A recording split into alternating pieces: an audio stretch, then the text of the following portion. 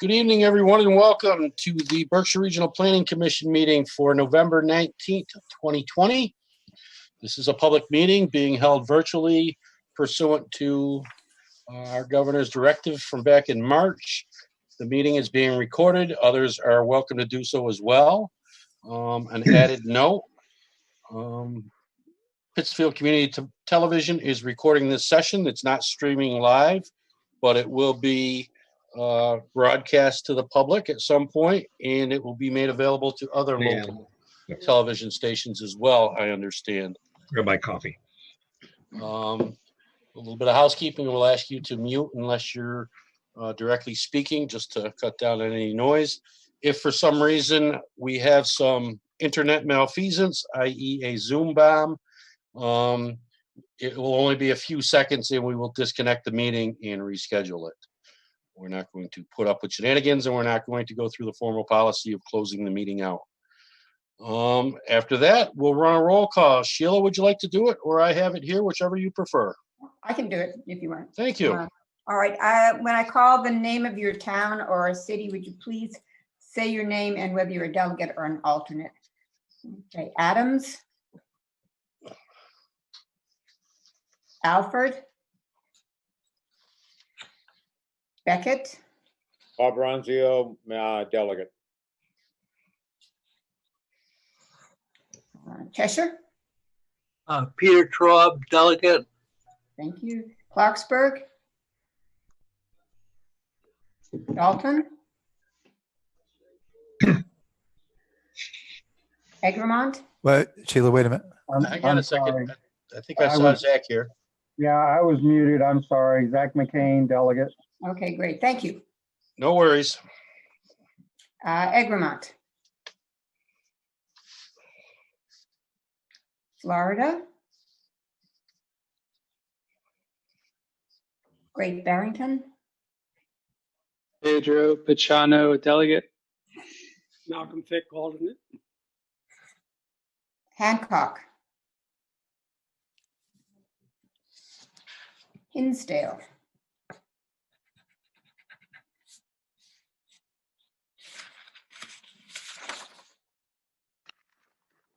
Lanesboro. Herb Davis Hassan, delegate.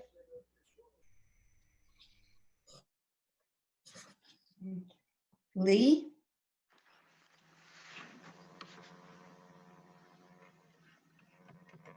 Lennox. Lauren Franzoni, delegate. Would you say that again? Because you're not on my list. Lauren Franzoni, might be under Peterson, delegate. Okay, thank you. Monterey. Mount Washington. New Ashford. New Marlborough. North Adams. Kyle Hanlon, delegate. Otis. Peru. Pittsfield, Irvin, delegate. Richmond. Fred Schubert, alternate. Thank you. Sandusfield. Savoy. Sheffield. Wood, alternate. Stockbridge.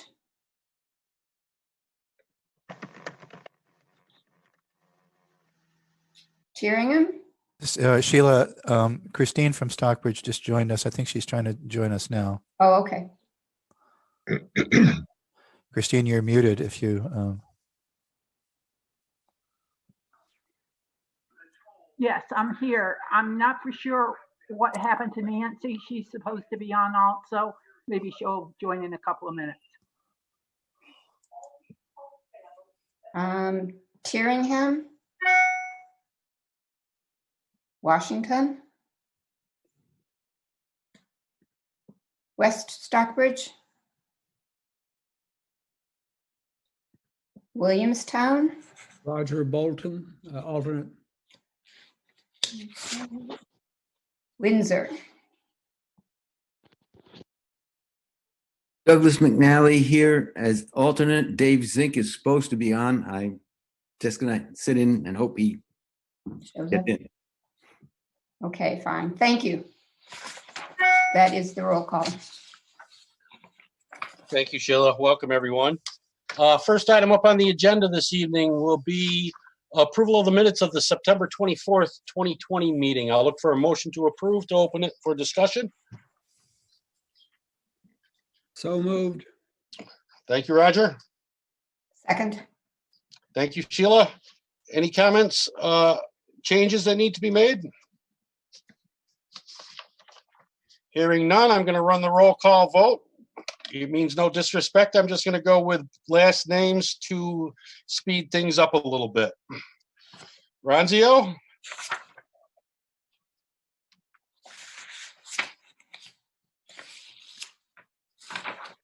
He's muted.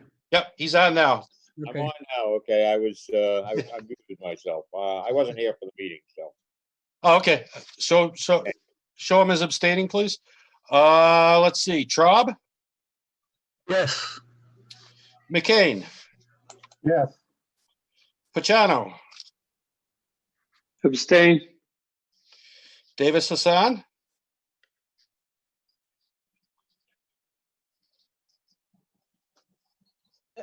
Yeah, yes. thank you. You're welcome, sorry. Oh, that's fine. Franzoni, Abstain.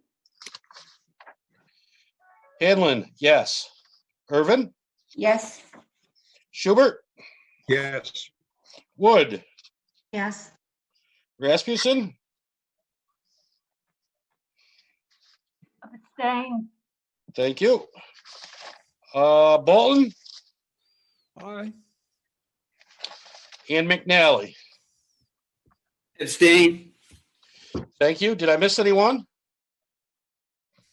Very good. Thank you.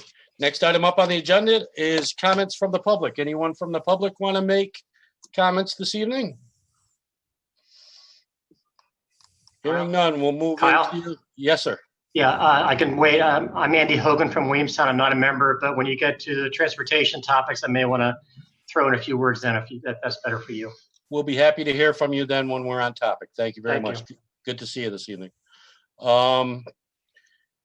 Delegate or alternate issues. Anybody want to bring anything to the floor that's not on the agenda for discussion?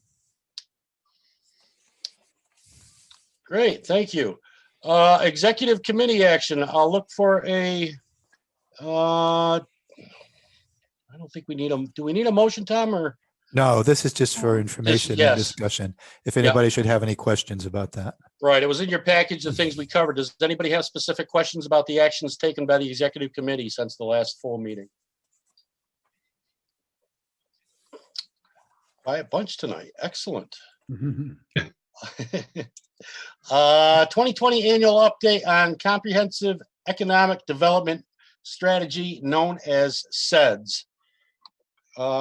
Perhaps Laura, is that you? Yes, that's me, and I'm going to share my screen. Just one moment. Oops. Okay, everyone see that? Yes. Okay, Yes. great.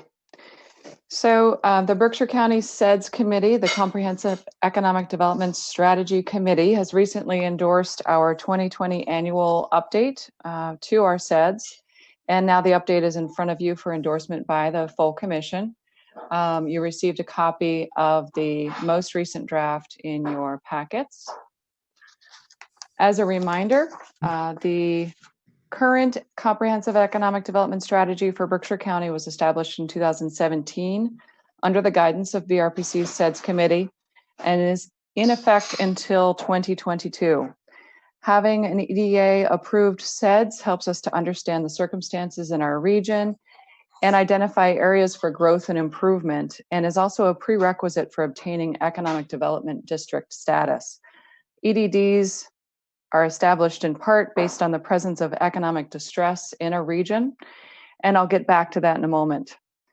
Updates to the SEDS during intervening years track things like labor force, unemployment, median household and per capita income, other data to compare against our own history, as well as that of surrounding counties, the state, and the nation. These annual updates also follow trends in average annual pay and average weekly wages for various industry sectors, paying close attention to those industries with a high concentration in Berkshire County. Annual updates offer an opportunity to recognize progress towards our regional SEDS goals and to track any changes to priority projects that have been identified in the 5-year document.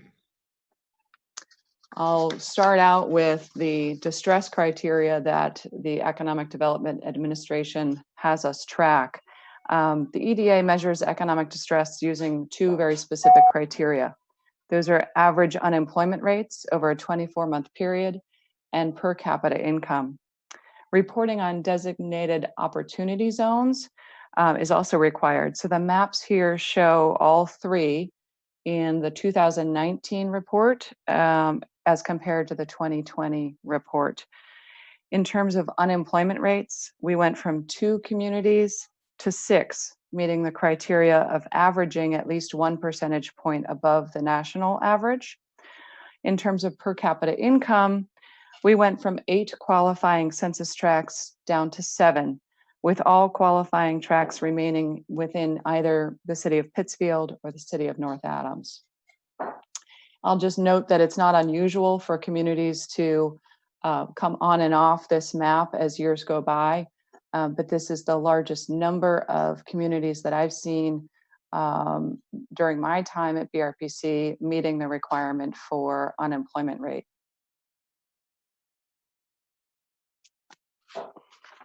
This quick list summarizes the 6 SEDS goals that are stated in our 5-year plan.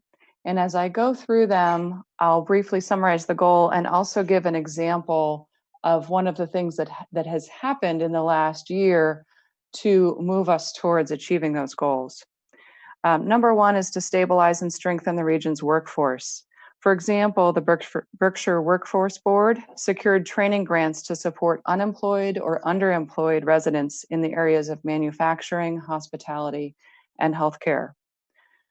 The second goal is to drive growth through entrepreneurship and innovation. As an example, the Mass Small Business Development Center Network, their Berkshire office served over 300 small business clients and helped 12 startups open their doors. The third goal is to invest in infrastructure and site readiness. One Berkshire launched their online site selector tool, allowing realtors and property managers to post development or redevelopment opportunities for free. If you have not seen that site selector tool, you can go to oneberkshire.com to take a look. I believe there are maybe 20 or 30 properties up there currently. Number 4 is to increase regional and interregional collaboration. One example is the Berkshire Leadership Impact Council, working on an overhaul of the existing Berkshire Benchmarks website, identifying and adding key indicators to measure our progress as a region on a number of fronts. The 5th goal is to support and expand the region's industry and occupational clusters. One example of this is Lever's COVID-19 Entrepreneurial Challenge, which focuses on manufacturing companies who are pivoting to meet PPE and other medical equipment needs during the pandemic. And finally, the 6th goal is to increase our economic resiliency. As an example of this, Berkshire Regional Planning Commission is administering 2 regional CDBG grants to help micro enterprises handle unavoidable business expenses during 2020 and beyond. So if you were to review the full annual update, you would see that under each of these goals, we have 6 or 10 representative activities moving us as a region towards these goals. These are just some examples.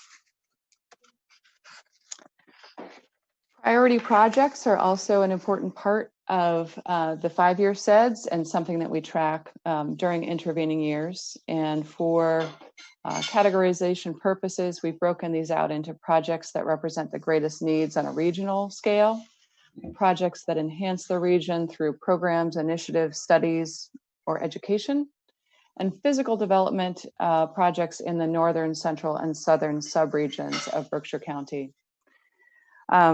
We currently list 39 priority projects in the 2020 update after having removed 2 projects this year that were completed. Those are Washington's broadband project and the Miraval redevelopment at Cranwell.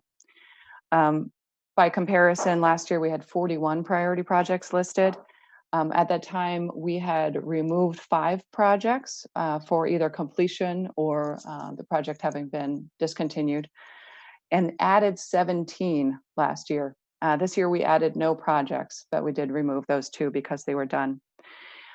In 2019, we also added some features to our tracking, which is that we created special designators for major themes such as brownfields, mill redevelopment, something that was inside an opportunity zone, as well as identifying related linkages. So for each goal, we've identified, or excuse me, for each priority project, we've identified which goal that is helping us move towards.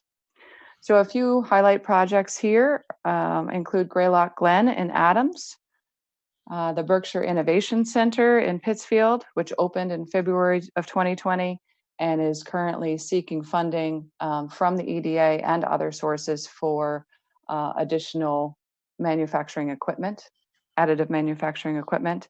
And then the Eagle Mill in Lee, where water infrastructure work began this summer. One new element, unfortunately, to our 2020 SEDS update is a COVID-19 addendum.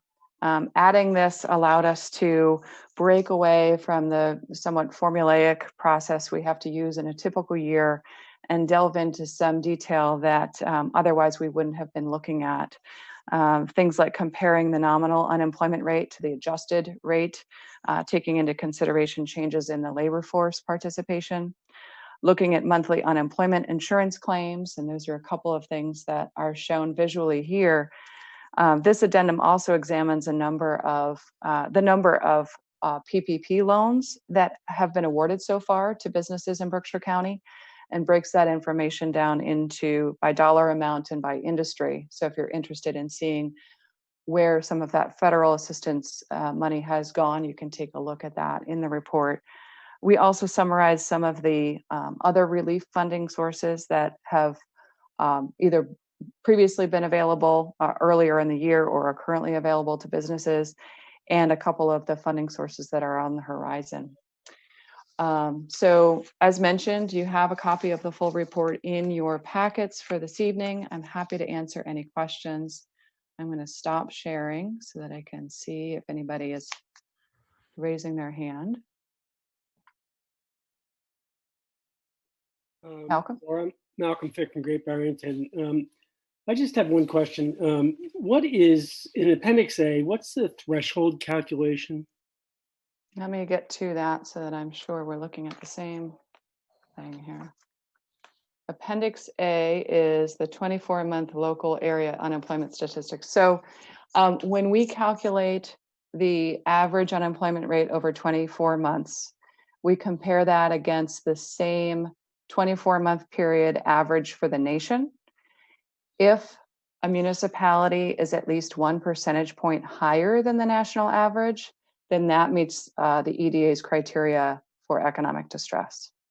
So that threshold is 1% difference.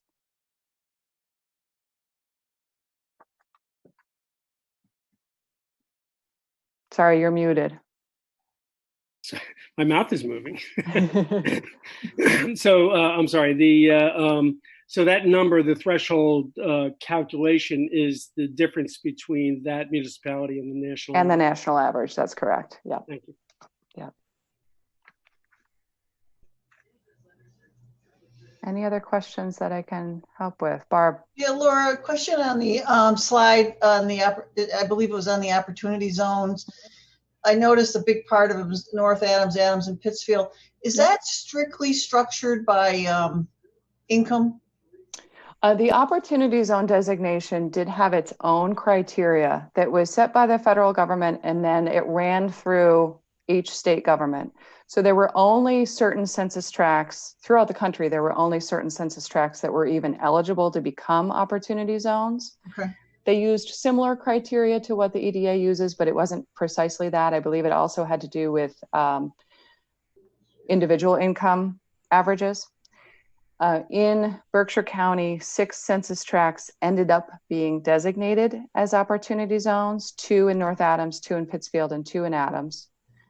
There were other census tracts that could have been designated, but there was a cap on how many could be done by state. And so Okay. those were the ones that ended up being designated. Okay, thank you. Sure.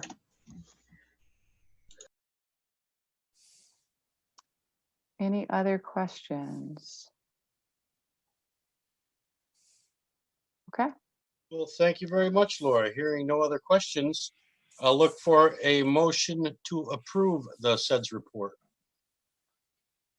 Maywood Sheffield, so moved. Thank you, Renee.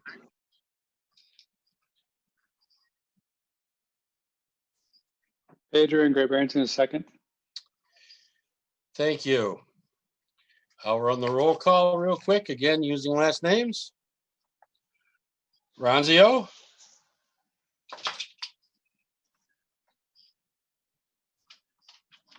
Muted again.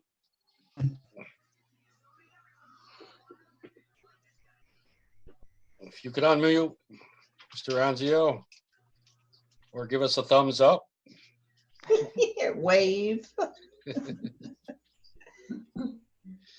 Or go away. Nice, Cleat. Okay, we'll come back around to Mr. Ronzio. He's having some technical difficulties, apparently. Traub, Yes. McCain, Yes. Pachano, Aye.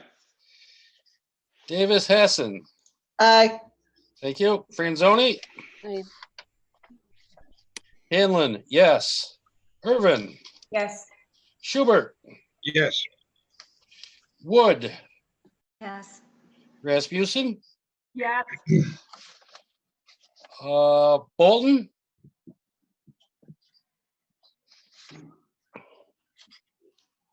All right, and Ronzio's back, yes. thank you, Mr. Ronzio. Thank you, Bob. Okay, thanks. Roger, You're muted, Roger. Yes. thank you, sir. Zink, Yes. thank you. Did I miss anyone? You missed Windsor. I think Zink, is Zink there? He is. He just voted in the affirmative, I so just we're all set. responded, Doug. Okay. Thank you. Thank you, Doug.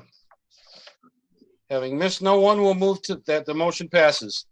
We'll move to the next item on the agenda, the Pittsfield Gray to Green project. I believe we have Senior Planner Allison Egan here for a presentation. Yeah, before we have Allison Yes, sir. give the presentation, I just want to give a little background on this project. And it's somewhat of a follow-up to our discussion at the last meeting, where we engaged in a discussion about diversity, equity, and inclusion. And at that time, there was a suggestion that we try to, we bring it forward to the executive committee, and then really try to relate it to some of the work that we are doing as an example of this topic. It was, I think, at our last meeting, it was hard to kind of wrap our heads around it in the abstract, but I think this is a very tangible project that kind of gets to the heart of what we're trying to talk about. And I hope to be able to do this at future meetings as well with some of the work that we're doing. So Allison, take it away. Hi, everybody. Thanks for having me today. Thanks, Tom, for inviting me to talk about our project. I'm just going to bring up the PowerPoint. And I do apologize. I have the old BRPC logos on this. I made this before my maternity leave, and I am sorry I didn't update it before this presentation. Just one second.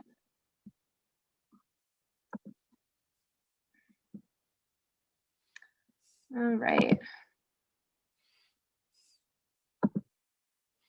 Can everybody see the presentation? Yes. Great.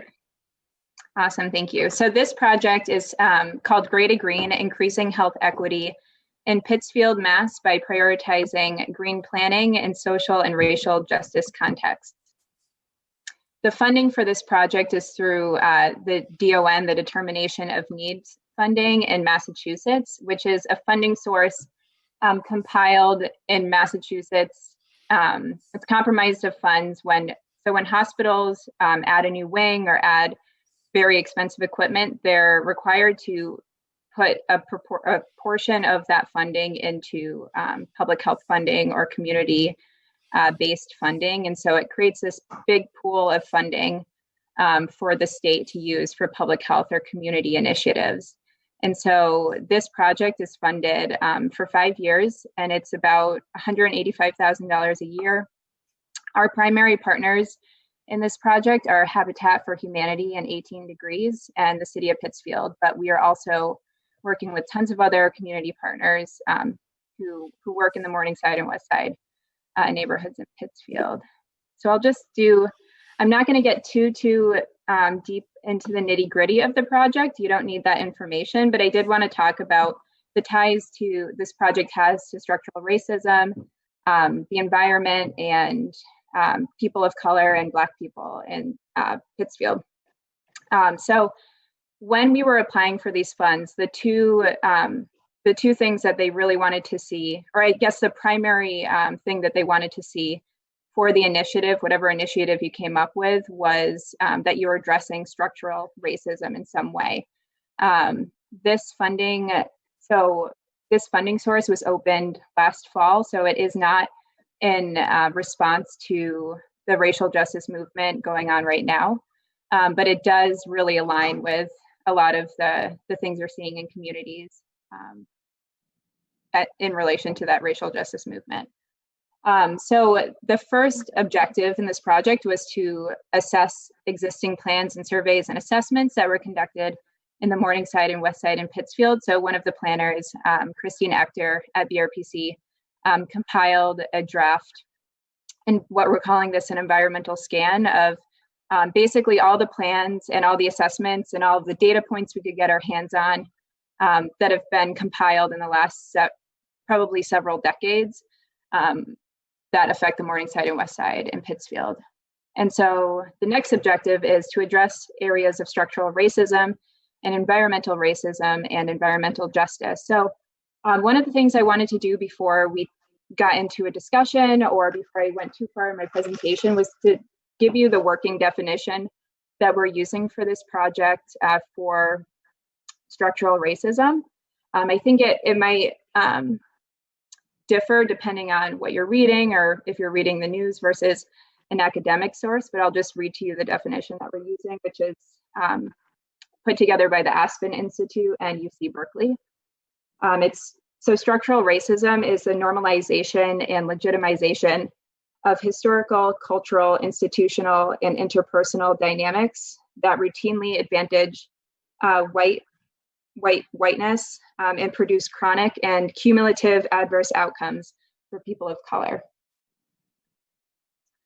And so the next objective is to explore roots of environmental justice through community-led initiatives and to amplify Black voices and voices of people of color in the Morningside and West Side to kind of build initiatives throughout the 5 years to build initiatives through their lens, through their lived experiences. We want to know, part of this project is really getting into the nitty gritty of, we can look as planners into the neighborhoods and say, like, I think this should happen, or I think this would increase the quality of life for public health. But we really want to know what the people who live in these neighborhoods, who grow up in these neighborhoods, envision for their future in the neighborhood. Okay, so the data sources that we used were Berkshire benchmarks, the MassFit Pittsfield Community Report, demographic and enrollment information from Pittsfield Public Schools, and also census data.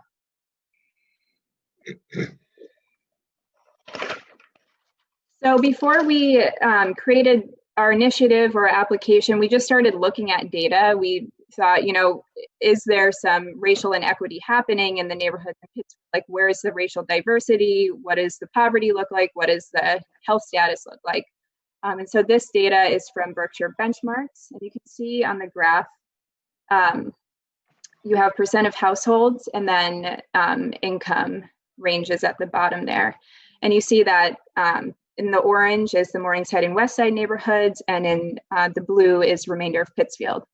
And you can see as the income range increases, primarily you have Morningside and West Side in the lower income ranges, and the remainder of Pittsfield in the higher income ranges. Anybody could probably tell that driving from the Morningside or West Side to Southeast, for example. But it is good to look at this data. And so when you actually look, so if you go to the text on the slide, about 31% of the population in the Morningside and West Side are people of color, and about 11% of the population in the rest of the city are people of color. So a huge percentage of people of color live in the Morningside and West Side in Pittsfield. And then if you look at that income data, that's broken down more. So the median household income in the Morningside and West Side is $22,520 a year. And the remainder of the city is more than double that. So it's a significant income gap. And so when we looked at income data, we looked at poverty data, we looked at child poverty data, we looked at people who were receivers of food stamps and other governmental assistance. But then we also looked at some other data from Berkshire benchmarks about life expectancy, because it's not just income and it's not just, not just household income and poverty rates that we're looking at. We want to know, like, is there an effect on health? And so this map put together in Berkshire benchmark shows a really, really massive difference in life expectancy just a couple streets away. So in the Morningside, the life expectancy is 71 years old, which is very, very low. On the West Side, that's closer, I think, let me just look at that's closer to about 73 to 76 years old. And then in the Southeast neighborhood and north Pittsfield, it's 80 to 83. So in some areas in Pittsfield, there's a 13-year life expectancy difference just depending on what neighborhood you live in. And that is such a massive difference. And we know when we see data that is this impactful, this drastic, I guess, it's not by coincidence. In public health, we don't look at individual behaviors for health. When we look at big population data, we're not looking at, okay, so this many people smoke and this many people. It's really about the population's health. And we know that this isn't a coincidence, and we know that this isn't based on individual behavior. There's something else underlying here. And so what we also did with this mapping is we overlaid some Google satellite data to kind of see like where green spaces existed. We looked at where parks were located, where more well-maintained parks were located, where green space was, where new trees were being planted and stuff like that. And we noticed that the West Side and the Morningside the housing stock is significantly more degraded. It's significantly more gray without the concrete and lots of paving and lack of plantings. And then if you go into the Southeast neighborhoods or the north part of Pittsfield, there's old trees, there's old hardwood trees, there's forests, there's big parks, there's tree-lined streets that have existed forever. Nobody's cut them down and paved them over. Let me see here. And so there's a million ways that people and communities right now are addressing structural racism. But because of the work that I do at the commission, which is a lot of preparedness and some climate work, we decided to focus on the actual green space and look at data and studies about how green space or increased heat in communities can actually affect people's health outcomes. And so, let's see here. The last thing I'm really going to get specific about is heat and poverty in urban areas. So this was a study conducted by NPR, I think in partnership with a university, and I don't have that on here right now, so I apologize for that, but it's linked at the bottom. And you can Google rising heat bakes US cities, NPR, and you can find this article. But you find that in the more, in neighborhoods and cities where there's more people living in poverty and there's more Black people and other people of color living in them, there's significantly less green space. And therefore, because of lack of shade, and you have a higher heat index in these neighborhoods. And so what happens is that there's more heat stress in the neighborhoods that have more people living in poverty and the more people who are of color and Black people. And the reason this is an issue is that it exacerbates things like COPD and mental health conditions and things like, so even if it's just a 5-degree heat difference or temperature difference in a neighborhood, higher heat can actually cause medications used to manage mental health conditions and medications used to treat heart conditions. It can cause those medications to actually be less effective. It can cause diabetes medication to be less effective against the disease. And therefore, if you are on mental health medication, some anxiety medication or depression medication, or a slew of other medications, or a blood thinner, for example, you're more likely to have an episode, you're more likely to have some issue related to your condition because your medication is actually working less well. That's just an example of how heat can increase the stress biologically to people. And so what we also did before we submitted this application was we were like, well, let's actually get on the ground and take some pictures. So a couple of the planners at the commission went around to the Morningside, West Side, and the Southeast neighborhoods in Pittsfield, and we actually took pictures of what does a median look like on a primary roadway in the Morningside versus a primary roadway in the Southeast. And we have, I think I cut out a lot of the pictures here, but we have tons of pictures of in the Morningside and West Side. They're less well maintained, there's less plantings, there's smaller trees, there's lots of whole front yards at houses that are paved over. It's just pretty stark. And I think if you've driven through the Morningside or West Side, you've driven through Southeast and Pittsfield, you can definitely say anecdotally that there's significantly more gray space in West Side and Morningside and significantly more green space in Southeast. And this is a result of decades and decades of investment in home ownership and investment by the city into certain neighborhoods and de-investment in other neighborhoods.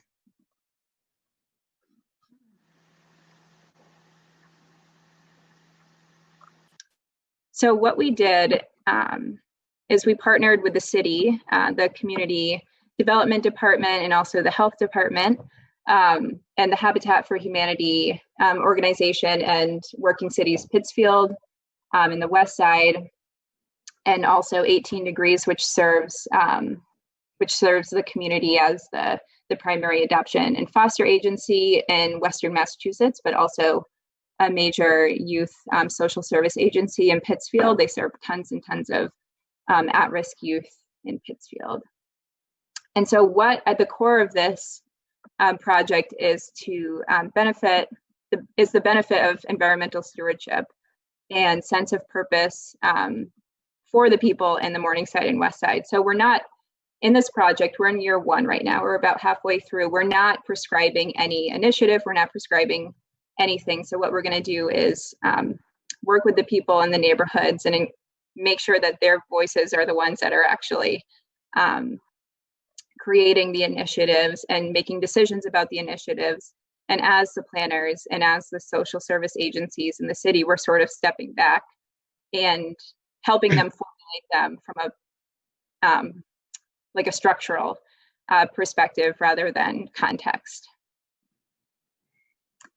And so here's just some of the tasks that we're doing. I'm not going to get super specific about this, but we've done a open space index and environmental scan for Pittsfield. We've gotten that started. It's in a solid draft format. We have a working group with all of the officials at the city that we're working with and our partner agencies. And we'll be doing significant neighborhood audits done by the people who live in Morningside and West Side. And I would say one of the most important things that we're doing in this initiative is that when we have people from the community volunteer their time and volunteer to get trained, we're paying them significantly. We're paying them $25 an hour. And we feel that $25 an hour is, when they're contributing to our data and when they're contributing to our planning, that is a decent wage for that. I think anybody contributing to plans and their expertise of the neighborhood would expect a good pay for that time. And so I think that's really something that's going to set this project up in a good way, is that we're actually paying people. So there's a little bit of an incentive to contribute their time and contribute their knowledge. And it just makes it worth it for them. Why should they work for free? I guess is our method. And so quickly, I'll go over the social determinants of health that this project addresses. So we're addressing built environment, the social environment, violence and trauma, and education. The education piece, we'll be doing significant outreach and education about climate and green space and training to do neighborhood audits and use technology in the city, or use technology in the neighborhoods to conduct the neighborhood audits. And let's see here. And so improving health outcomes, I think, so we have to, this is long-term, so we're not gonna reduce rates of COPD in 5 years. We're not going to reduce rates of depression in 5 years. Hopefully this project is a policy systems and environment project. This is a project to hopefully set up a structure and set people into a pathway that for a long-term positive health outcomes, and hopefully will encourage the city and encourage other organizations and private funding to prioritize improvements and funding for green space and street improvements and things like that in the neighborhoods where lots of people live in the city. And I think that's it. So I'm going to stop screen sharing. And I'm happy to take any questions or comments. Allison, this is Renee. I think this was an incredible presentation. I also think that it even means more to me now that Mayor Tyre and the group that negotiated with General Electric wants so much of that gray space that's the old General Electric parking lots and buildings, etc., turned into green space and landscaped accordingly. It really ties in with everything you're saying. Yeah, thanks, Renee. That's a really good example. So the city has a lot of these initiatives going on, and I think a lot of really positive projects that tie into this. And they're such an important partner on this project with us. I think, I presented to almost every department at the city about this project before we submitted, and everybody seemed really on board, and it's a common goal.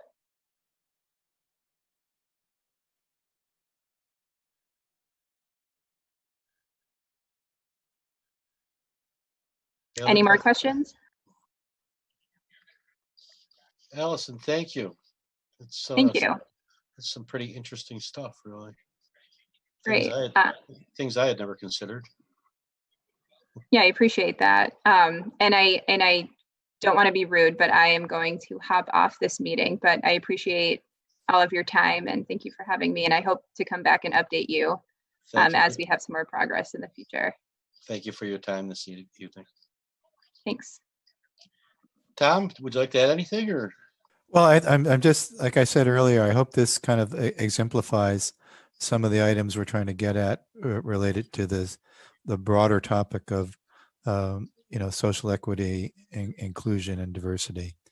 And I think that it's something, what really was striking to me is the aspect of the life expectancy within a relatively short distance, that there could be so much difference in life expectancy, and it's really related to the social conditions of the neighborhoods. And those are some of the things we can do something about as planners and other officials. Thank you. Kyle, could I add in that, we talk about our mission being in part planning. I was just incredibly struck by the importance of green space. And sometimes some of us think of that as trees. We know that trees help property values, but the starkness of some of the slides that Allison showed of lower income places where they're just, you can look and there's nothing that's green. I think it would be really, and then the life expectancy or the medicine efficiency decline in heat. I think it would be very interesting to see, Tom, if there's been any composite work that your staff has done that would potentially pull together the importance of taking care of trees, or a unified approach across the region, or a suggested approach in the region for planting more trees. Yeah, I was going to mention that. I mean, this is going to tie into our next one of our next topics about the Transportation Climate Initiative. How do we address climate change? And trees are a good way to do that. We haven't done that comprehensive analysis of the importance of that, but that's a good suggestion, Renee. Any final questions or comments? Well, thank you. Nicely done. Thanks, Allison. Thank you. Allison and crew. Next item up on the agenda, Clete Coos, Senior Planner in Transportation for BRPC, is going to give a presentation of the Transportation and Climate Initiative and review our letter of comment to the governor and his staff. Clete? Thank you, Mr. Chairman. Earlier today, I believe each of the members should have received a copy of the latest version of the comment letter. For the benefit of some of the folks that may not be familiar with the Transportation Climate Initiative, this is an initiative that's been brought about by the governors of 12 of the 12 states in the Northeast and the Mid-Atlantic region. And transportation contributes about 40% of carbon emissions to the climate change problem. The focus previously has been on abating the problem from electrical generation, but with this particular source providing 40% of the contribution, it was only a matter of time until the focus started to occur on the transportation sector. A lot has happened over the last couple of years. The governors, working collectively, have come up with a program framework and a memorandum of understanding that provides broad parameters to bring this program forward. Obviously, it is broad, and there are certainly things that still need to be ironed out. But progress is continuing. Last week on the 10th of November, BRPC was a co-host to a rural forum related to the Transportation Climate Initiative. That was put on by Transportation for Massachusetts, and as I indicated, we were a co-sponsor of that. It was a well-attended event. There were about 130 participants, and really a majority of the participants were actually from Berkshire County. As a result of that forum, there really is a consensus out there that the rural areas lack transit service or transit options to begin with. There's limited service in these areas. Folks in rural areas obviously drive more and at longer distances. And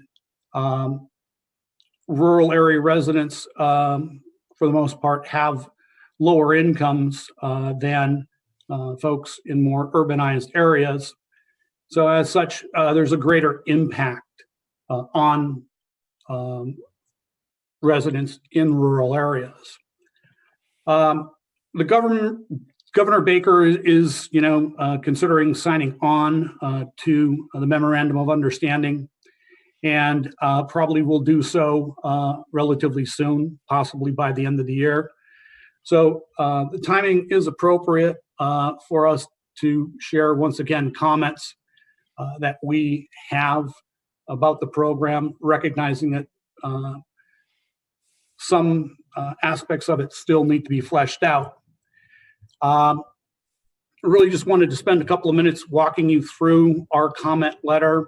Last evening, we had a discussion and presentation with the Regional Issues Committee, and they did endorse the version of the letter that you have, and we are looking for the Commission to also endorse it so that we can submit this on. Generally, in our letter, we indicate we are supportive of the TCI effort, but only if it does not shift the burden to residents that are least likely to benefit from it. Now, although some of the specifics of the program remain to be finalized, it appears that more information related to the program exists, but it hasn't been made widely available. For example, modeling has been performed, yet the results have not been summarized or publicized. We've also heard secondhand that the governor has certain desires where the TCI funds should be directed, but that information hasn't been formally made known to us. And we believe that that information should be made available.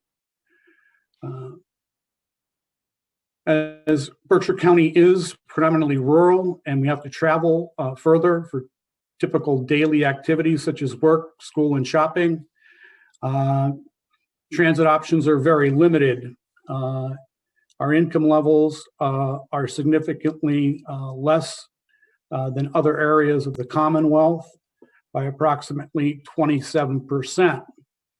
And the increases in fuel costs create an inequitable burden for our residents. And we believe that if this program is to go forward, that inequity must be addressed. One area of significant concern in Berkshire County relates to the equitable distribution of TCI revenues.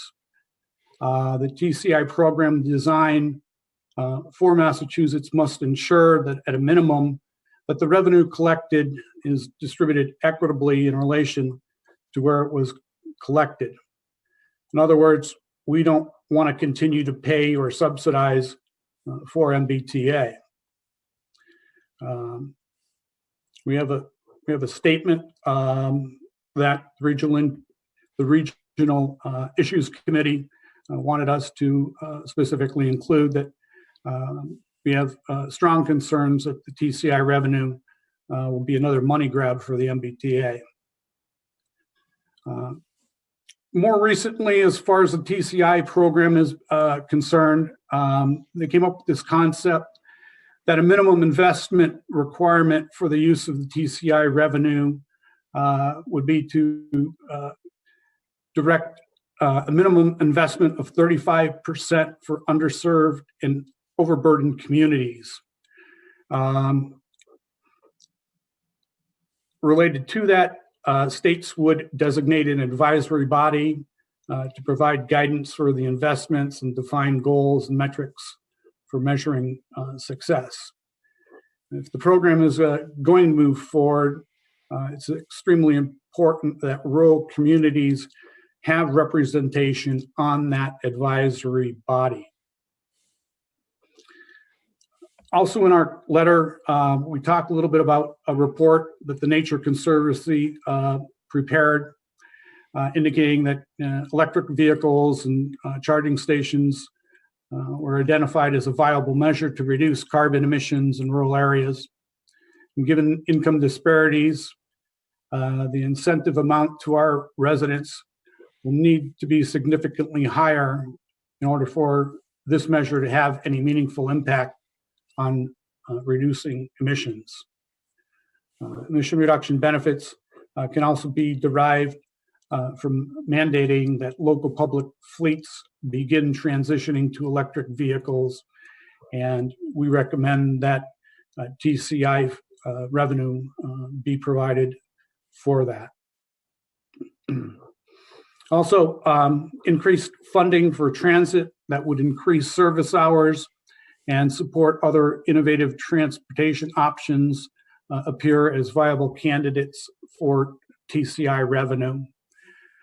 I think many of you are aware that BRPC is working with One Berkshire's and BRTA to design a program to address employment-based first and last mile transportation needs, and TCI revenues can be directed at those efforts to improve mobility options while also reducing the emissions.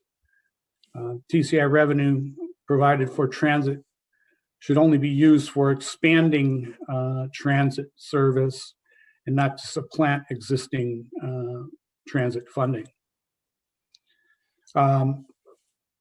We also include a comment in here related to the COVID-19 pandemic having a significant impact on the economy, both at the state and national level, and that the TCI program should not proceed to implementation until the economy is fully recovered. Also, we recommend that the program design include provisions to suspend the program under exceptional circumstances, such as what we're facing with the pandemic. And then last, we seek assurances that our region receives a fair share of the revenue, if not greater, to resolve the inequities which rural areas face related to income disparities. And those are further exacerbated from the program design and increased costs.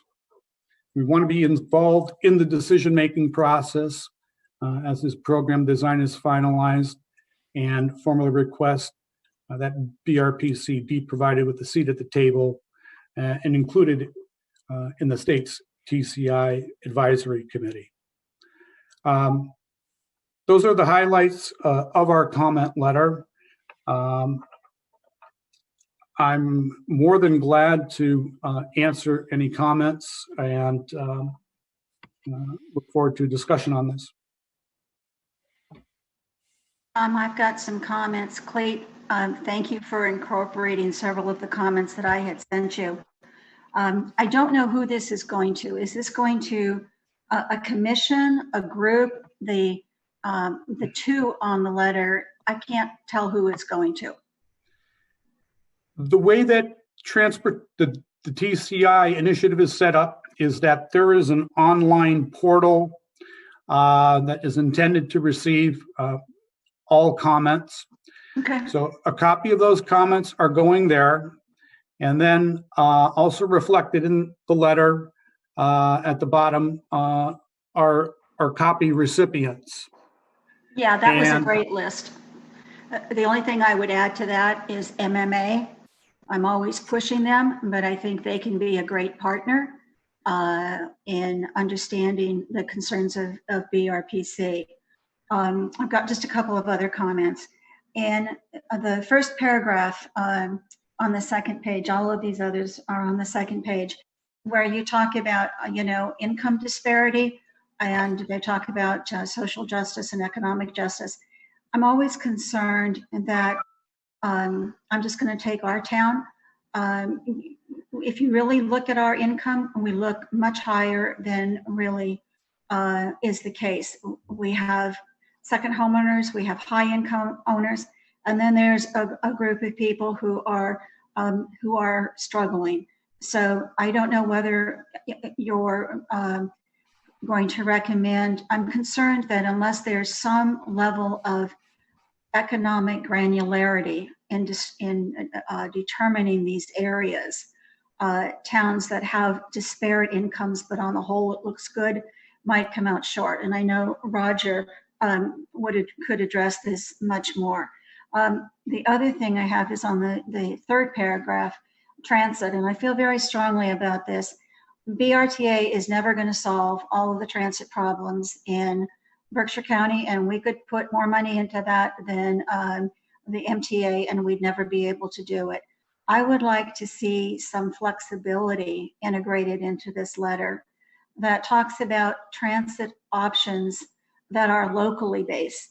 Sandusfield is never going to get BRTA, and that's not what they need. We're finding that a certain amount of the transit is senior based. Egremont's now doing some really cool stuff with getting that grant for a taxi for essential workers. So I'm just concerned that we don't lump our transit issues into BRTA and that happens to be the end of it. Also, somewhere later in the letter, you talk about formulas.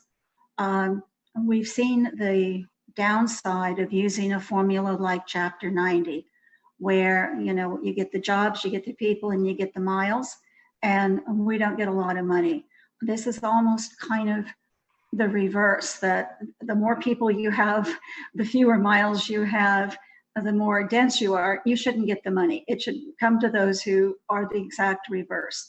So I'm wondering if there isn't some, I don't know, it's just a thought. If they use the normal formulas, we're not going to get a lot. That's it for me. It's a great letter. Okay, thank you for those comments, Renee. I appreciate that.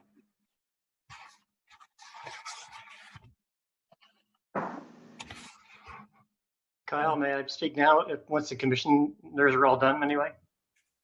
Yes, I'm going to put you on hold for 1 second, Andy. I think Roger wants to weigh in with something, and then we'll go to you. I will yield to Andy, and if I may make a comment after he's finished. Thank you, sir. Back to you, Andy. Thank you. Yeah, I wanted to thank the BRPC for co-hosting the seminar last week. I was one of those attended, and it was a great way to actually have the TCI be focused on rural issues, which I think are, as most people on the phone will agree, are underdone. I also want to thank Renee for her comment that the MMA should be engaged in this more. I'm on their board. I wrote them that same night to say we need to do more of this, and they've come out in favor of TCI generally, but not specifically. I mostly called in because I wanted to make sure the comment letter, which I have not seen because I'm not on the list, addressed two things. One was the RTA funding, which it sounds like it does. And Renee makes a good point that we shouldn't rely upon buses.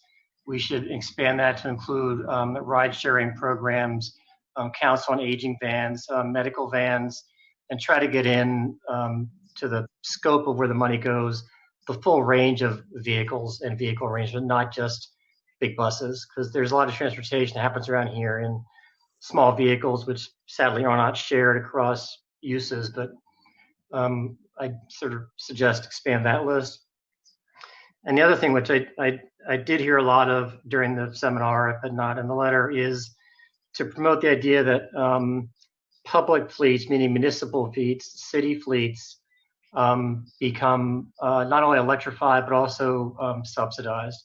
and part of this is sort of a loss leader influencer mode. If you can have people in towns look at the budgets to say, it makes economic sense to have an electric bus or electric police cars or hybrid police cars or light duty trucks. That means if the math works out right, that the cities and towns actually save money over the long haul because the maintenance and operation costs are less. It also means that people in those cities and towns will see these vehicles on the road. It will help to generate acceptance. So I would suggest for your consideration that you add in something about putting a priority on municipal vehicle fleets as a way to help municipalities and also as a way to promote the acceptance of the vehicles. And that's it for me. Thanks again for doing this. Thank you. And yes, it's in there, and I'm sure Cleet will take your comments into account in the final draft. But yes, it's in there. Thank you, Andy. Roger? Oh, yes. Well, I generally agree with the comments that Renee and Andy made, and I want to thank Tom and Cleet and any other staff who were involved. I'm sure there were some others for kind of making it possible for the commission to weigh in this process, because it really is important. And I was actually startled to see that the TCI document is so vague.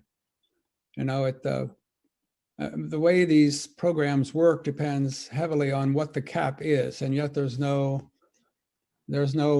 information that I can see here. Now, maybe it's somewhere else, and I'll appreciate it if you will tell me, but there's no information on exactly how that is going to be set.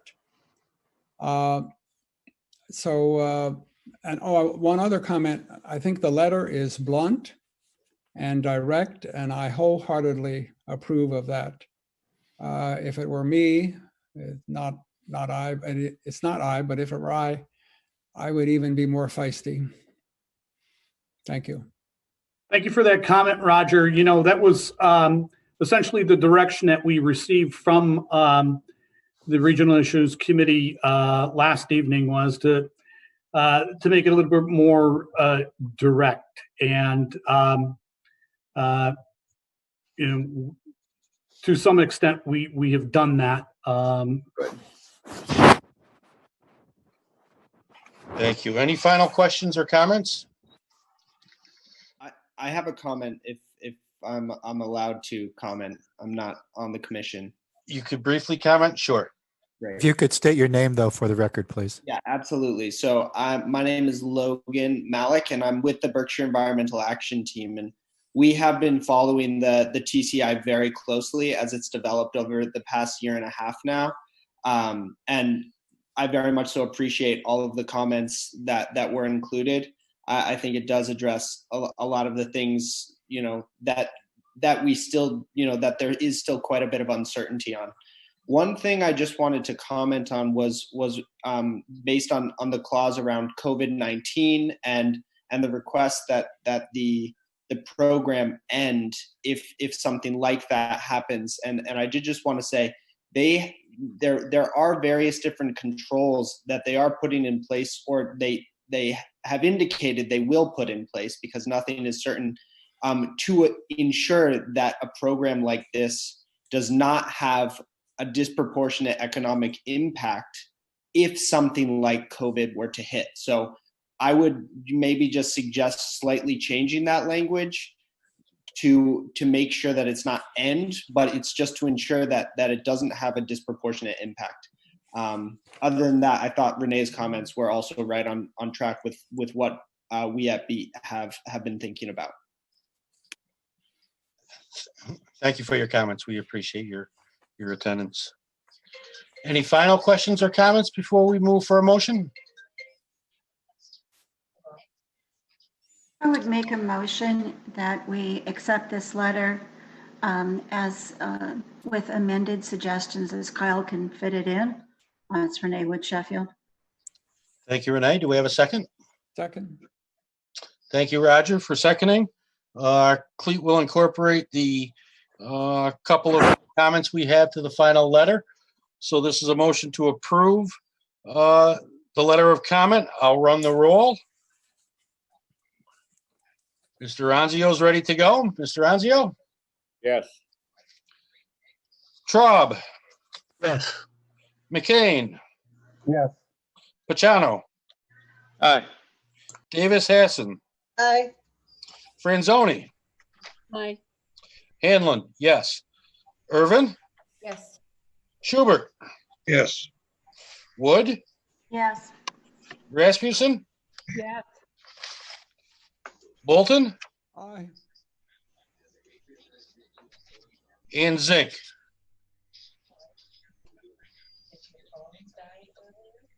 Oops, he's muted. Mr. Zink, you're Yes. muted. Yeah. That's a yes. Thank you, Mr. Zink. Did I miss anyone? The motion passes. Thank you, everyone. The Did- next item on our agenda this Ky- evening will be a Kyle, just before we Yes, move sir. off of that, there Yep. was a flurry of activity in the State House News today about TCI. And Yes, there was. It seems that Tufts University had done another analysis challenging some of the modeling assumptions that related to emissions and the cost of fuel. So there's still some more work that needs to be done. And that the governor, while he indicated that he is still a strong supporter of this, is recognizing the impacts on the economy of COVID-19. And so he's not insensitive to that. I don't know if that means that this will be pushed off a little bit further. Initially, the document that we're looking for, this final MOU, was supposed to have happened in the spring of this year, and it got pushed back to we expect now in December. So that the folks that are working on it are sensitive to COVID, and there's still a lot of work to be done. I think one of the things that the value of having this discussed at the Regional Issues Committee yesterday was the suggestion that BRPC be part of the advisory committee, which a lot of the details will be fleshed out in the after signing of the MOU. So if we can be a part of that, I think that'll be a pretty good idea. I agree. Any BRPC and rural communities need to be at the table for that. Yeah, Tom, I think that I think you're making such an important point. I really liked Roger's comment about it being more feisty. And I think we need to be more feisty as an organization. That doesn't mean sharp elbows, but it does mean some elbows. Because if BRPC is not included in this, and I see also to some extent the Franklin Council of Governments, this is going to be decided before us, and we've got to get a place at the table. Yeah, and this is certainly a topic that the Rural Policy Advisory Commission has as a high priority, and so we are also submitting some comments through the Advisory Commission, Rural Policy. Yeah. Is Andy still on? Yes. Yes. So Andy, Yes. you're on MMA. Get them to argue for the rural. Get them to argue for us. I know you'll do a great job on moving Jeff on this. Yeah, no, I think they're game for it. They did a high level support a while ago, and I talked to them, as I said, that night, and I think they're game to understand that, at least, especially in the case of small rural towns, they need a little break. So I feel as though progress is being made. But yes, thank you. I will pursue that. Thank you. Any final comments before we move to rail? Hearing none. In today's email, you received a copy of the letter of comments regarding the East-West Rail draft report. Cleet, you want to run through that as well? Yes, thank you, Mr. Chair. Just a little bit of background for the commission. The draft study document was released for public comment on October 19th. We did have MassDOT provide a presentation to the MPO that was open to anybody and everybody. The study document presents three alternatives. The first alternative, which they refer to as Alternative 3, shares the existing rail corridor alignment. The other two alternatives, Alternative 4 and Alternative 4/5 hybrid, share the same corridor, but use new separated tracks between Worcester and Springfield. The primary difference between alternative 4 and alternative 4-5 hybrid include a few high priority alignments that are meant to straighten out the curves between Springfield and Worcester. And by straightening those curves out, it creates a shorter trip and/or allows for faster speeds. All three of the alternatives provide rail service from Pittsfield to Boston and include stops in Chester and Palmer. Travel time for alternative 3 is 3 hours and 9 minutes. Alternative 4 is 2 hours and 59 minutes. And alternative 4-5 is 2 hours and 49 minutes. Some of the key findings from the alternative evaluation show that the ridership forecasts range from 922 to 1,554 daily boardings, or 278,000 to 469,000 annual boardings. The conceptual costs range from $2.4 billion to $4.6 billion. The interaction between passenger and freight trains is highest between Pittsfield to Springfield segment. And the differences in improvements, costs, and travel time are all attributed to the Springfield-Worcester segment. Also, it's important to point out that the study does include findings and recommendations that in order to continue advancing the project's conceptual phase, 4 actions are presented to first, more detailed study on the economic and community benefits, exploring opportunities with rail partners, understanding governance options for expanded rail passenger or passenger rail in Western Mass, and then evaluate funding opportunities and obstacles. In a moment, when I talk about our comments, I think you're going to notice that we also reiterate the fact that these items do need more attention. And really, MassDOT does not provide a recommendation in terms of an alternative, and really because these items still need more attention is the reason for not providing a recommended alternative. Our comments really focus on 12 areas. Our first comment relates to a request for them to update cost estimates. Price estimates for the improvements appear to be on the high side, and that doesn't do much in terms of the benefit cost analysis. There's high contingency figures in there too. We believe that that is an area that they need to focus more attention on. Rail service operations and oversight, discussions about MassDOT's ability to provide oversight on passenger rail service needs to be included in the document.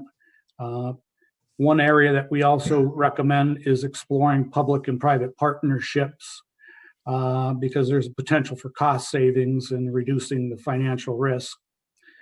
I think as mentioned earlier, we talk about economic benefits and the indirect economic benefits should be further evaluated. Commitments to further progress. MassDOT should commit to providing the necessary staff support. Without that, the potential is that this whole effort really just gets shelved, and we don't want to see that happen. We have a comment related to the preferred alternative, and we recommend that the 4-5 hybrid option be the preferred alternative. Travel time improvement, the maximum speed between Springfield and Pittsfield is 59 miles per hour. We believe that more attention should be given so that speed is increased and the overall time for that segment is improved. We've got a comment related to corridor acquisition analysis. All of the alternatives were developed based on the premise that CSX would continue to be the owner of the rail corridor and the rail line.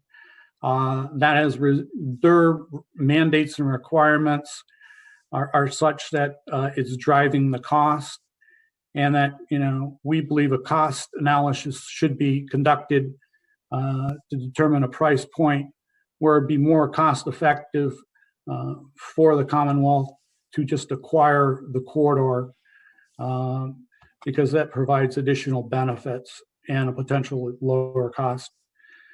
A comment related to construction phasing.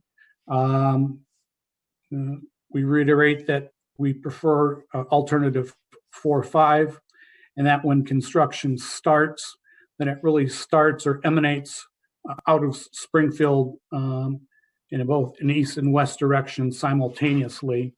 That ensures that we get rail service versus it starting in Boston and never reaching the Berkshires. Operating and maintenance cost, we believe more detailed data needs to be provided in the document. There's really just a lump sum number that they provide without any explanation or elaboration. The study really just ended at Pittsfield. It didn't look at connectivity to Albany. We would like that to be evaluated further. Also, we've got a comment related to engaging CSX. Conversations need to begin immediately. I'm a little bit taken aback as to why those conversations have not occurred and why CSX really wasn't invited to be a participant in the study effort. Greenhouse gas emissions. The study determines that the displacement of vehicles and mode shift to rail will not provide a net reduction in emissions, primarily attributed to the fact that the pollution from the locomotives is substantial, and we believe that they should look at new technology or other cleaner equipment to include when this service is established. Our last comment relates to legislation and funding, and that the document should include a discussion on appropriations and legislation that's necessary to provide the funding for this. Those are the comments that we have put together. I am more than happy to answer any questions. I do want to point out that the comment period does end at 11:59 p.m. today. If there are any substantive comments, that's going to create a big dilemma for us. But any comments that anybody has, we will certainly try to address them before we get that in this evening. I have a question, if I can throw it in.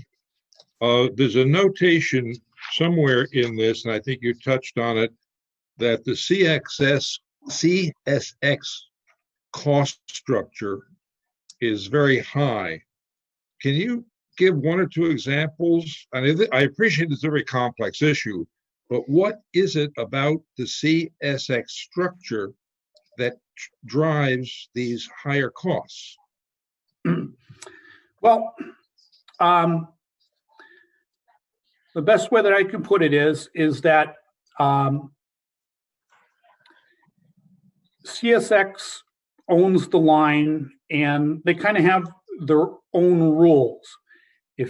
If they are going to allow passenger rail service on their lines, they're in a position to have certain requirements. One of the requirements that they have is that if your service is going to exceed 90 miles per hour, and there is a stretch past Worcester where that would occur, that track separation needs to be a minimum of 30 feet separation from the center line of each of the tracks. So to do that, it is going to require the acquisition of additional right-of-way, which is going to come with a very significant cost just for that. And then on top of that, you're reconstructing the tracks. So the combination of those two factors is driving the cost up. Okay. Thank you. Mhm. If let me offer a question which I should know the answer to, but all of the proposals require the use fundamentally of existing trackage. Is that correct? All of these three alternatives, even including alternative 3, because the rail infrastructure is, I'm just going to say, old and antiquated, it will require the replacement of tracks and ties and bridges at minimum. And then these alternatives expand on that. Okay. But you're using existing rights of way fundamentally at this point in time. Right, with the exception of hybrid, alternative 4-5 hybrid. There's going to be a section where additional right-of-way will be required, and there may be some environmental impacts also. Understood.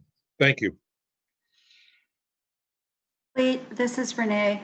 I just wanted to make 2 comments. One, going back to our letter on the climate initiative, I think we should put something in that there is a brief statement about transit, but I'm wondering if there shouldn't be a more inclusive statement about the west-east transit consideration in that letter. But also on this one, I mean, I've looked at some grants and tried to play this transportation game of how you get to, in your cost analysis, 1.0 or greater. My understanding is they won't consider anything that's not 1.0 or greater. So rather than in your letter, which I thought could use a little bit more feistiness, but not at this hour, I wonder if there isn't a way to kind of flip this on its head in further conversations and try to find out what would it take to get to 1.0 rather than them inflating the costs, reducing the ridership. Do you know what I mean? That game could be played for decades. I just wonder what it would take to get to 1.0. They should have some sense of how to get to there, don't you think? Yes, they should. Obviously, there's 2 factors. It's, the construction cost, and then it's the ridership. And, we've got, comments in the letter that really, ask them to, take a closer look at the cost as well as, the ridership and economic, benefits. Yeah, Renee, if I might, they've through the study process, they did a reevaluation of ridership a couple of times to try to increase those numbers. I think what they didn't do was to try to address the indirect economic benefits that would be happened as relating to this. And so that's where I think the study fell short. And they admit that there needs to be a greater analysis of the economic benefits. And we did try to say that in our letter. Okay, no, I was just struck. I know how they can. The other item is it will be, I think, very hard to get to 1.0. And those are the existing requirements, but that doesn't mean that they have to be those requirements going forward. I mean, there could be special consideration given for this. Yes. Yeah, absolutely. That's a better argument to make. Could I ask a question? Yes, Roger. First of all, let me say, Cleet and Tom, we appreciate your willingness to work late tonight. My question was connected to the technology of the locomotive. You said that there are some alternative technologies. Well, I can think of electrification, but I assume the line is not electrified, and that would get the ratio way below 1.0. But what technologies do you have in mind?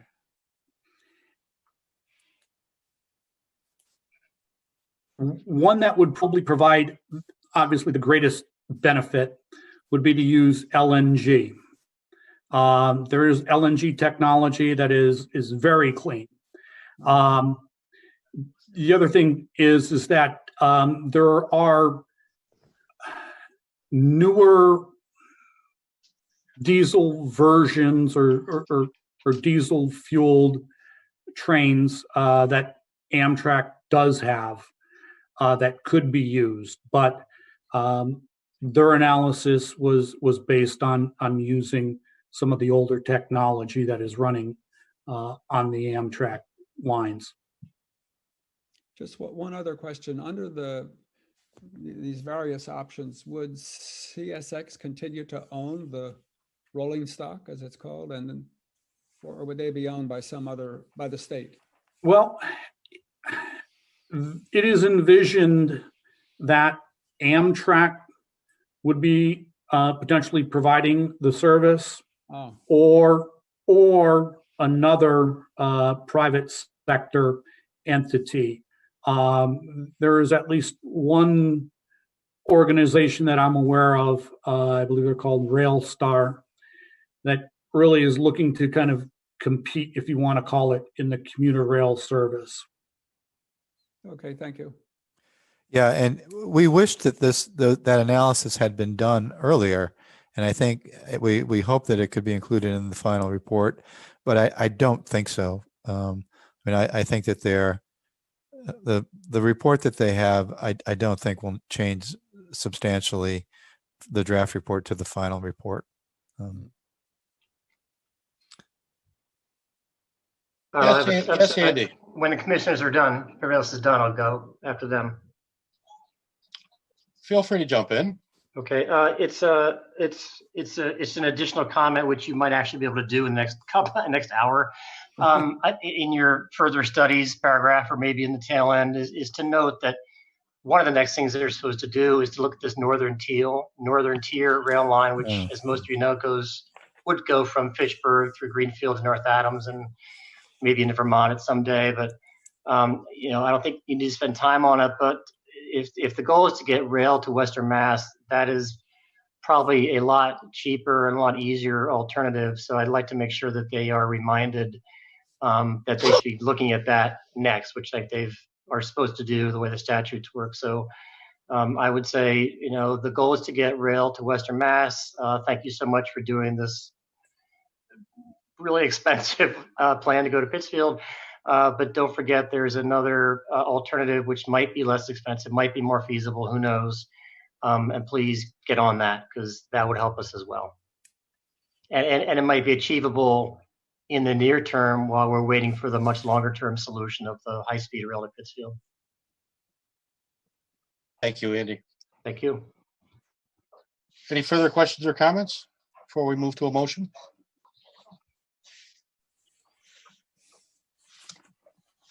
Hearing none, does anybody feel too compelled to make a motion? I'll move. Thank you, Move to Frederick. accept. Thank you. In a second? Second. Thank you, Peter. I'll do a roll call. Mr. Ranzio? Yes. Thank you. Traub? Yes. McCain? Yes. Pachano? Aye. Davis Hassan? Aye. Franzoni? Yes. Hanlon? Yes. Irvin? Yes. Schubert? Yes. Wood? I think Renee dropped off. She was breaking up a little bit, and she dropped off. Hopefully, she'll come back to us. Rasmussen, Yes. Bolton, Aye. Zink. Yes. Thank you, sir. Did I miss anyone? Great. The motion carries. Thank you. May I Next make item- a facetious comment? Of course. Robert, where you're sitting, you have a crown. There's apparently a chandelier right behind your head, and it looks like a crown on your noggin. That's awesome. or antlers, of course. I'll turn it off, okay? Next item up on the agenda is approval of community assessments for fiscal year 2021. I apologize for my dog in the background. She's sensed something close to the house, so we'll put up with her for a minute or so. Thank you for allowing Roxy to voice herself. It looked better on. Tom, would you like to make a comment on the assessments and how they're not changing? Yeah, sure. So, I think everyone knows that there is a community assessment. Each community is assessed a per capita amount to sustain some of the general operating costs of the commission. These are really our only discretionary funds that allow us to provide educational workshops and local technical assistance and those types of items. By law, we need to provide that amount to the communities by February.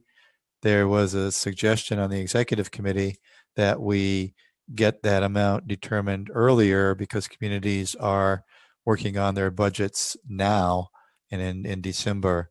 And so we moved up that time frame. Normally, we would approve this in January. The finance committee met a couple of weeks ago now, I think, and recommended that we not increase the assessment for FY22. So it would be the same as the FY21 amount. Thank you. Can I get any questions or comments?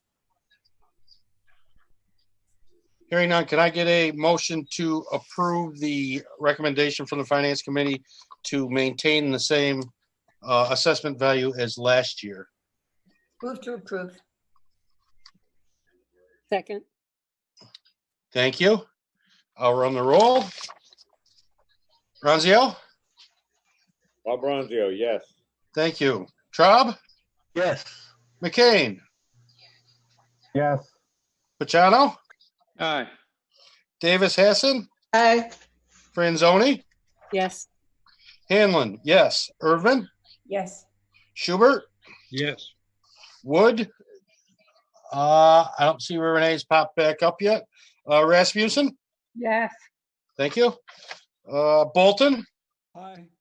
Thank you. And Zink? Aye. The motion passes unanimously. Thank you, everyone.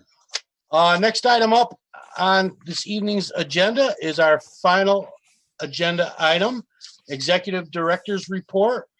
Tom? Yeah, I don't have too many new items, but I do want to report on the status of the district local technical assistance again this year, because it had a promising start in terms of the budget. It was in the governor's budget, and it was in the House Ways and Means Committee budget. It was approved by the House, but when it got to the Senate, it did not make it out of the Senate Ways and Means Committee budget. And so there was an amendment attempt to get it placed back in the Senate budget that had a lot of co-sponsors, but yet that amendment was not approved in the Senate budget, which the Senate has approved. So our hope now is that it has to go back into conference committee and that we can get it added back in from the Senate side. I can't tell you how disappointing this is, that each and every year that we have to do this play this same silly game. Wow. Yeah, it's the proverbial football every year. The other item, a new item that I want to just mention is that the MassWorks grant applications were announced today. And congratulations to Pittsfield and Sheffield, which were the two applications that were awarded in Berkshire County. Pittsfield is going to be working on the Tyler Street TDI, Transformation Development Initiative, implementing some streetscapes improvements there, which seem to be very far-reaching. And I think it ties in pretty nicely with our earlier presentation about green space and making the landscape a little bit more friendly from an environmental standpoint. I think So Forever Pictures was on Tyler Street. Afterwards, yeah. Yeah, that's very good. I will say that and then Sheffield's going to be repairing a few bridges. This is a continuation of work that they did before, but it was somewhat disappointing. We had, let's see, 1, 2, 3, 4, 5, 6, 7, 8, 9 strap grants, and only one got funded from Berkshire County. So it's in previous years we've had a few more, and then a big one from the town of Adams related to Greylock Glen was not funded. So that was the only other update I wanted to bring forward. Thank you. Anything further? No, not for me. Does anyone have any final comments, questions to offer?